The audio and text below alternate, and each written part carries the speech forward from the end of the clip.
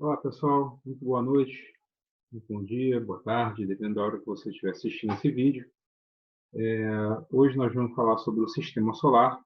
Tá? Já foi falado sobre o ciclo de vida das estrelas, então eu posso, de repente, citar algumas coisas aqui que já foi mencionado em aulas anteriores. Então, a ideia hoje é nós explorarmos o sistema solar. Tá? Bem, esse foi o último capítulo, né, das nossas aulas. Nós estudamos como nasce uma estrela, como ela vive, né, entre aspas, e o destino dela quando morre. Dependendo do tamanho, ela pode virar um buraco negro, uma estrela de nêutrons, uma anã branca. Isso vai depender só da massa dessa estrela, tá? Vamos lá. Bem, primeiro é o seguinte: a teoria mais aceita pela comunidade científica a respeito da origem do sistema solar é o que a gente chama de teoria nebular. Tá? Ela foi proposta em 1775 por um filósofo alemão, o Immanuel Kant, e ela só foi desenvolvida em 1796 por um matemático francês, Laplace, tá? Simon Laplace. Tá? Bem, então o que sugere essa teoria, né, cara? Vamos lá. Nosso sistema solar, primeiro, nasceu aí por cerca de 4,6 bilhões de anos, né? Ele é bem velhinho, a partir de uma nuvem de gás, né? Então, por isso que é chamado de teoria nebular, porque ela surgiu de uma nebulosa, de uma nuvem, tá? E essa nuvem, o que ela tinha nessa nuvem? Tinha poeira, gás, hidrogênio, né? Alguns elementos mais pesados, né? Porque essa nuvem não é uma nuvem, uma nebulosa aí de primeira geração, né? Isso já é resto de alguma supernova aí que ficou vagando pelo espaço. Então, uma característica dessa nuvem é que ela gira, ela tem uma rotação, tá? Então, o fato dela girar, isso vai gerar uma consequência que é visível até hoje, né? Nossos planetas giram, né, ao redor do Sol. E isso veio dessa rotação, dessa massa gasosa, dessa poeira, dessa nuvem que deu origem ao sistema solar. Tá? Então vamos lá. Na medida que a nuvem vai sofrendo um colapso, né, ou seja, a parte central dela começa a ser esmagada, né, eu tenho um acúmulo de material no centro dessa nuvem, vai crescendo também o tamanho do corpo central, do astro central. Se aumenta a massa desse astro, aumenta com isso a gravidade, tá? Então, eu tenho mais gravidade ali. Então, se a gravidade fica mais forte, parte dessa massa começa a ser atraída ali para o centro, entendeu? Então, cada vez mais essa massa vai aumentando. Aí, por que não vai tudo para lá? Não vai tudo porque esse disco gira, né? Essa nuvem ela está girando, está rodando. Então, tem uma parte que vai continuar rodando devido à sua velocidade e não vai cair, tá? É o que acontece com nossos satélites, com a Lua, entendeu? Com os próprios planetas que giram ao redor do Sol. Por que um satélite não cai na Terra? Porque ele tem uma velocidade certinha para ele girar ao redor da Terra sem cair, entendeu? Se ele fosse um pouco mais lento ou um pouco mais rápido, ele sairia dessa órbita. Então, algumas massas, vamos dizer assim, elas continuam girando ao redor desse núcleo, desse centro, devido à sua velocidade e sua posição, tá? Bem, então ali no meio, né, bem aqui, ó, começa a surgir o que a gente vai chamar um dia de sol, tá? Por quê? Quando começa a aumentar a massa aqui nesse astro central, a gravidade começa a fazer aquilo que a gente já aprendeu na última aula, né? A gravidade começa a gerar pressão fundindo elementos aqui no núcleo dessa massa gasosa, né? Dessa nuvem aqui. Então, o que vai acontecer? Começa o processo de fusão nuclear, ela começa a liberar calor, energia, e daí começa a surgir o Sol. Né? O Sol começa a se tornar, de fato, uma estrela. Né? Então, surgiu, vamos dizer assim, o Sol. E o que aconteceu? boa parte dessa massa continua girando ali ao redor, só que ela já fica bem menor do que apresenta aqui nessa figura, né?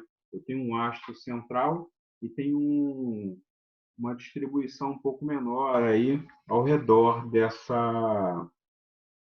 desse astro central, tá? Bem,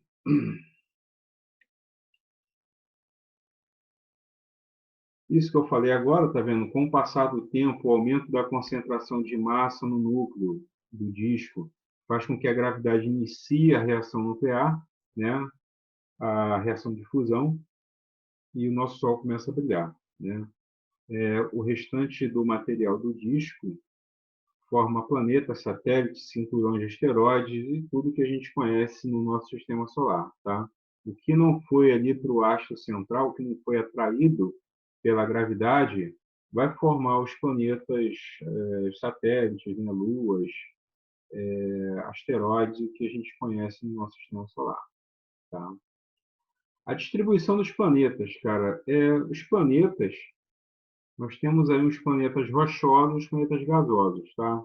Bem, o que conseguir sobreviver àquela temperatura próximo da estrela central, próximo do Sol, né, permanece ali. Ou seja, o material que a gente chama que é menos volátil tem maior dificuldade de evaporar, vamos dizer assim, ele permanece ali.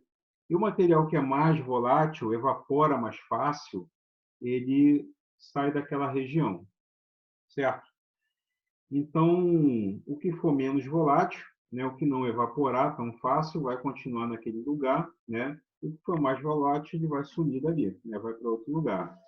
Esse lance do volátil é o seguinte: imagina que se você pegar um pouquinho de álcool e colocar na sua mão, coloca um pouquinho de álcool numa mão e um pouquinho de água na outra. Você compara os dois. Daqui a alguns minutos, cara, o álcool sumiu da tua mão e a água continua ali, entendeu? Então, assim, os dois podem evaporar, tanto o álcool quanto a água. Mas o álcool, como ele é mais volátil, ele some dali da tua mão, ele evapora, enquanto que a água permanece ali. Ela vai evaporar? Até vai, mas vai demorar bastante, certo? Então, a distribuição fica assim, né? Eu tenho aí planetas rochosos mais próximos do Sol e os planetas gasosos mais afastados do Sol, né? Nós temos aí os 4 planetas rochosos, né? Mercúrio, Vênus, Terra e Marte. Temos um cinturão de asteroides e mais para frente temos Júpiter, Saturno, Urano e Netuno. São os nossos gigantes gasosos, né? Quanto à composição de alguns planetas, a gente estipula algumas composições, não sabe tudo sobre o nosso sistema solar, tá? Mas, a princípio, nós temos Júpiter, Saturno, né? Esses gigantes que são feitos de gás. Tá?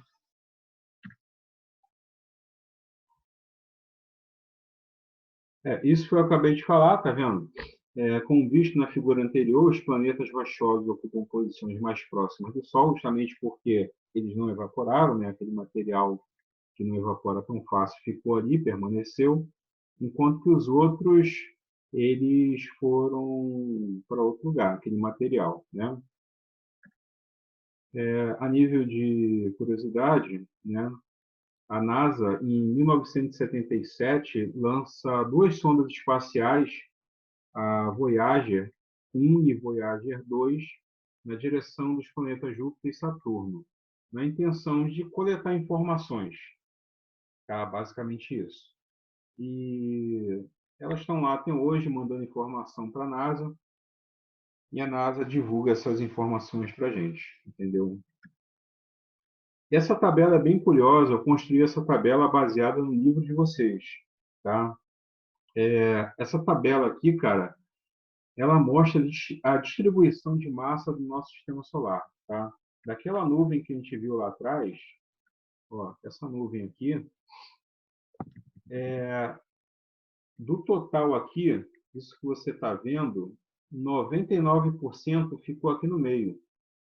Ou seja, 99% daquela nuvem, 99,85, tá? permaneceu ali no centro, ou seja, pertence ao Sol. 99,85% daquela nuvem pertence ao Sol, formou o Sol. Tá? 0,15% é o que sobrou, né? Cara, é o restante do nosso sistema solar, entendeu? Então, nosso sistema solar, aqui, olha, a figura, 99,85% é isso aqui, cara, é o Sol. O restante que a gente conhece aqui, esse cinturão aqui de asteroide, os planetas Júpiter, Saturno, Terra, tudo isso aqui, cara, corresponde a cerca de 0,15%. Ou seja, é uma fração bem pequenininha do nosso sistema solar, entendeu? A maior massa ela está concentrada lá no Sol, tá? Bem, agora falando de toda essas gigantes massas, né, que é a massa do Sol, a massa da Terra, a distância entre a Terra e o Sol, tudo isso, cara, a gente vai falar um pouquinho sobre unidades de medida, tá? Algumas unidades de medida que são usadas em astronomia, tá? Bem, essas unidades de medidas, elas vêm, cara, para suprir a necessidade de que, como são coisas tão distantes, né, astros tão distantes, a gente não pode falar de unidades como quilômetro, metro, tratando-se de problemas de astronomia, tá? Então, vamos lá. Primeiro, a gente já sabe, já foi falado isso, né, que a luz ela viaja 300 mil quilômetros em um segundo. Isso é muita coisa. Mesmo sendo tão rápida desse jeito, cara, a luz leva cerca de 8,3 minutos para sair do Sol e chegar até a Terra. Tá? Então, assim, apesar dessa velocidade toda, né, essa rapidez toda, ela leva 8,3 minutos para sair do Sol e chegar na Terra. Isso quer dizer que, se o Sol apagasse do nada, a gente só ia perceber que ele não está mais lá daqui a 8,3 minutos. Tá? Ou seja, quando a gente olha para o Sol, a gente está vendo um Sol de 8 minutos atrás. É algo que já aconteceu. Tá? Bem, com essas informações eu posso calcular a distância entre o Sol e a Terra. É uma distância enorme, tá? A gente vai ver daqui a pouco esse número, mas só para você ter uma ideia do nosso universo, a segunda estrela mais próxima da Terra, né, pertence à constelação de Centauros, Alfa Centauros, ou Primeira Centauro, ela, a luz que sai de Alfa Centauro demora cerca de 4 anos e meio para chegar aqui na Terra. Tá? 4 anos e meio. Ou seja, se aquela estrela apagasse, a gente só ia perceber que ela apagou daqui a 4 anos e meio. Entendeu? A gente sentir falta dela de fato. Entendeu? Então, assim, a gente olha para o céu e tem coisas que já não estão nem mais lá e a gente acha que está. Entendeu? Então, o que a gente enxerga, como eu já havia falado, o que a gente vê quando olha para o céu à noite, são coisas que já aconteceram. A gente enxerga o passado das coisas, tá? Vamos lá. Então, olha só. Aqui tem, só para vocês terem uma ideia, os planetas aqui em escala. Repara que aqui a Terra, o terceiro planeta, né? Se você pegar aqui o Sol, tem Mercúrio, Vênus, Terra. Olha a diferença do tamanho da Terra do tamanho de Júpiter. Júpiter pode ser visto a olho nu, só que ele, a princípio, ele parece uma estrela. Está brilhando ali no céu, parece uma estrela.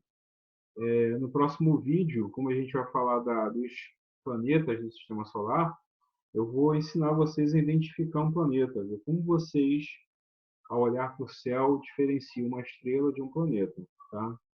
A gente, daqui da Terra, a olho nu, a gente pode ver Júpiter, pode ver Saturno, a gente pode ver Marte, Vênus, tá?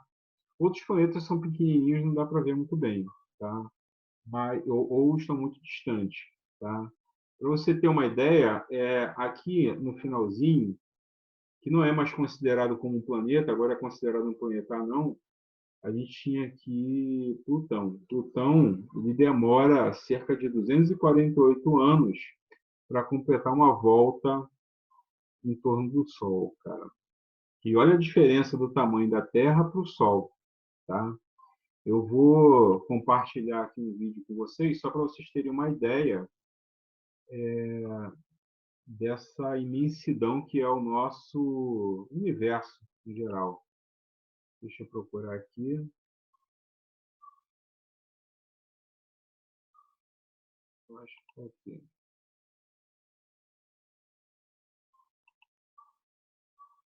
Esse aqui. Compartilhando aqui um vídeo com vocês que eu achei bem interessante para vocês verem uma ideia do tamanho, né? Vamos começar pela Lua. Mercúrio é um pouquinho maior que a Lua. Marte,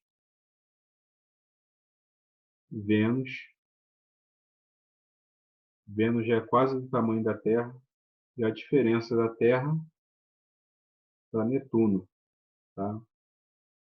Esse é Saturno, sem os anéis. E esse é Júpiter, gigante gasoso. E esse é o Sol. Você vê que os planetas já praticamente sumiram. E aí ele vai mostrando outras estrelas aí, cara, que são tão grandes quanto o Sol, tá? Estrelas que fazem o Sol sumir, né, perto dessas estrelas.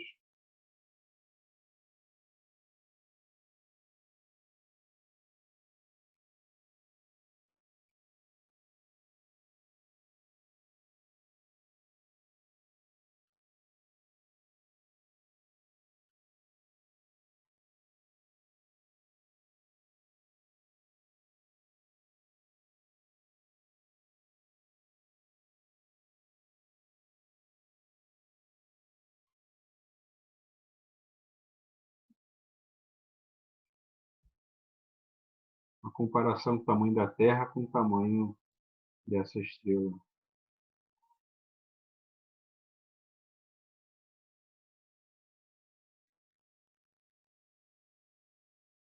Então, era isso aqui que eu queria mostrar para vocês, essa comparação entre os tamanhos de estrelas, tá? Então, voltando aqui, vocês já viram que a discrepância é grande, né?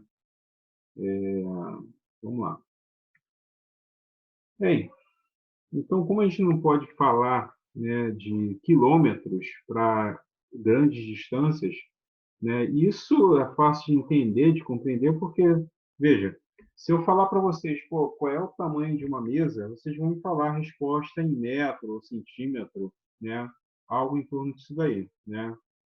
Se eu pedir para mim, pô, vê qual é a medida do teu pé, você vai me dar uma resposta em centímetros, provavelmente, né? Ninguém vai falar assim, meu pé tem 0,0000000 alguma coisa quilômetros, né? Não cabe usar essa unidade para uma medida tão pequena.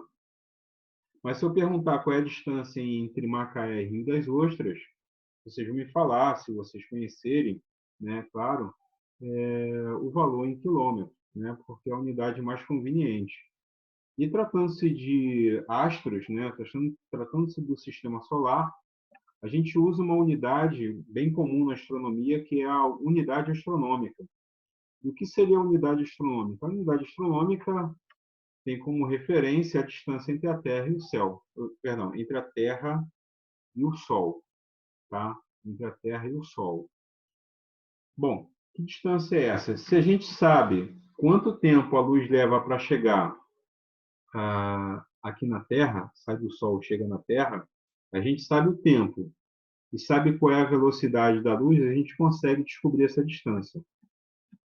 E essa distância é cerca de 150 bilhões de metros, né? Ou 150 milhões de quilômetros, tá?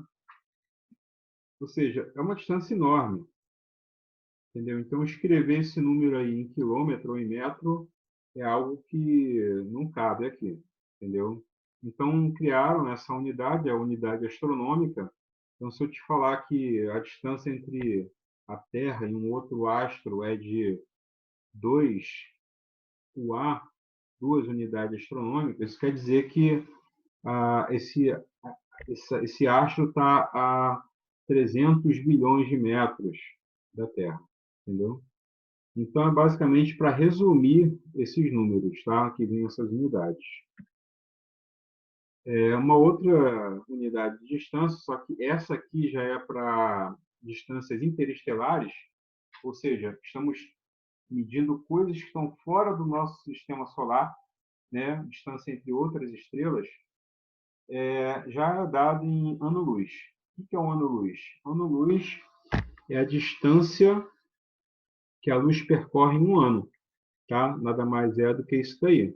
Se ela percorre 300 mil quilômetros em um segundo, você imagina a distância que ela percorre em um ano, tá? É uma distância enorme.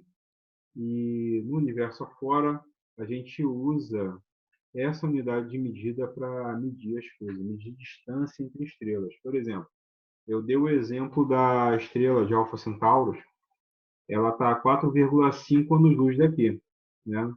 Ou seja, eu não posso falar uma distância dessa em quilômetro, em metro, porque senão eu ficaria falando aqui, falando o vídeo inteiro e acabar de contar os zeros, entendeu? Então, para distâncias astronômicas, a gente usa a unidade astronômica ou o ano-luz. Existe uma outra unidade também, né? Mas que eu não vou falar aqui para não encher muito de informações, que essas aí são as principais para a gente.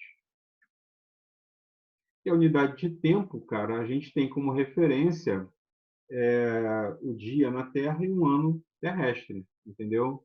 Então, quando eu falei, por exemplo, no vídeo que Plutão demora cerca de 248 anos para dar uma volta completa, né, eu estou usando esse ano aí como referência à Terra, um ano terrestre, ou seja, o tempo que a Terra leva para completar uma volta em torno do Sol, tá?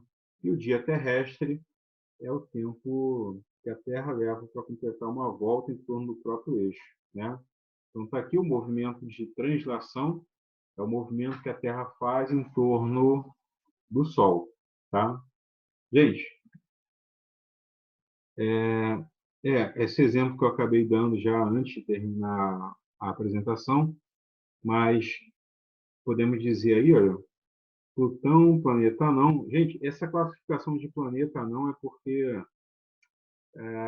o Plutão ele se parece muito com o planeta, tanto é que ele foi chamado de planeta por muitos anos, né? Mas com o avanço da tecnologia, o homem pode ver agora mais longe do que ele via antes, né? Ele consegue ver mais detalhes de astros que ele não via antes, e o Plutão acabou sendo rebaixado por isso, entendeu?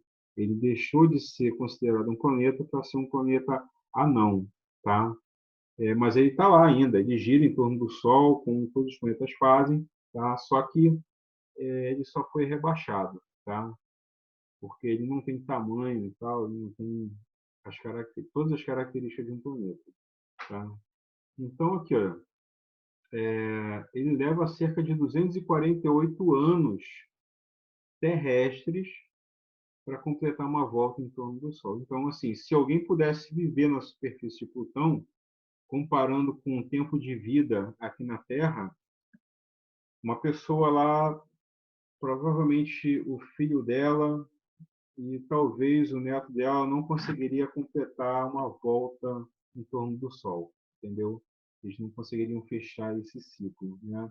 São 248 anos, é muita coisa. Então, isso daí, na próxima aula, nós vamos falar sobre os elementos, né, que compõem nosso sistema solar. Vamos falar de cada planeta, né, as características de cada planeta, suas luas, né, cinturões de asteroides, né, que nós temos no nosso sistema solar, dentre outras coisas, outros elementos, tá? Então, a gente vai ficar por aqui. Espero que tenham gostado. Eu gravei essa videoaula para ajudar vocês, tá? Eu vou procurar fazer isso sempre que possível, tá, gente? Então, um abraço para todos. Espero que tenham gostado.